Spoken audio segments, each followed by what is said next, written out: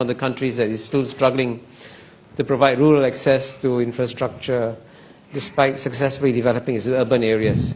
Do you think that will the ASEAN Master Plan on Connectivity be good enough to provide connectivity to these off-grid areas? It could serve as a start, but Indonesia is so huge in terms of its territory. It stretches like from San Francisco to Boston or London to Ankara.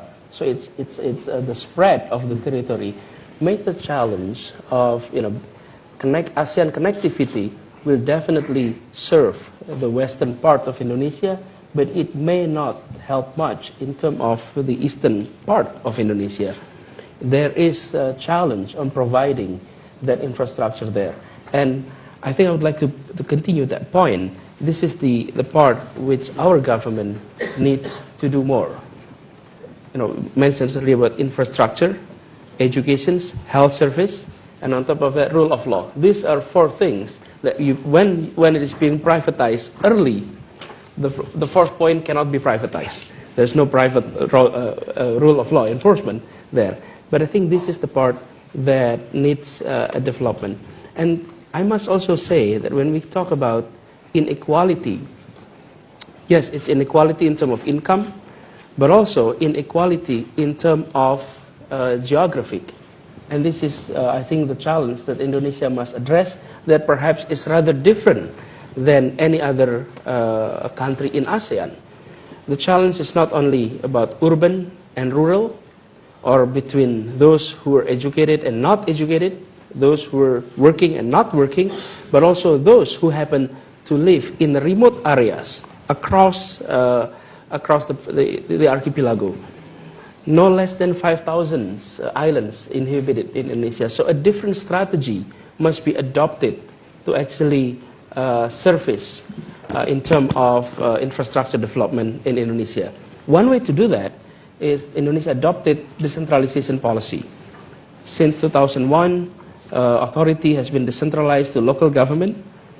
That helps in terms of speed of service. But on the other hand, the country is also experiencing a corruption issue. Follows decentralizations is authority at the local level in a corrupt institutions that may not help much. But I think as a design at the beginning, it is already there and it has helped to actually expedite government service at the local level, including addressing some of the infrastructure problem.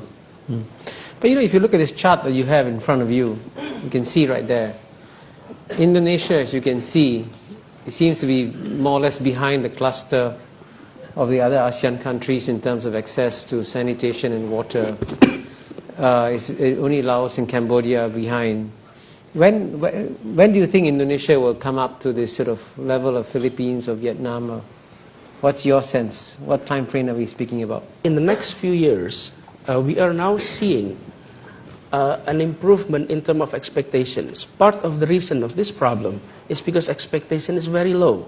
In Indonesia today, if you run a survey on people's satisfactions toward government service on education or on health, more than 70–75% of the populations would have responded happy or very happy with the service. Why is that they're very happy? 3/4 of the populations? Because the expectation is low. Many of them moving from no service to a little service. And that is already an improvement. And why that needs to be pushed further, I think so that demand for the provisions of this service is there. But how can we increase the bar of expectations? Education helps a lot. The presence of educated group in the communities help to raise the bar higher. And Indonesia in terms of basic education is good, but in terms of middle education, we are developing it that year. And now we're going to the question of the unbanked and the unconnected. And there's some surprising statistic here, and I think we're going to switch now to the next slide.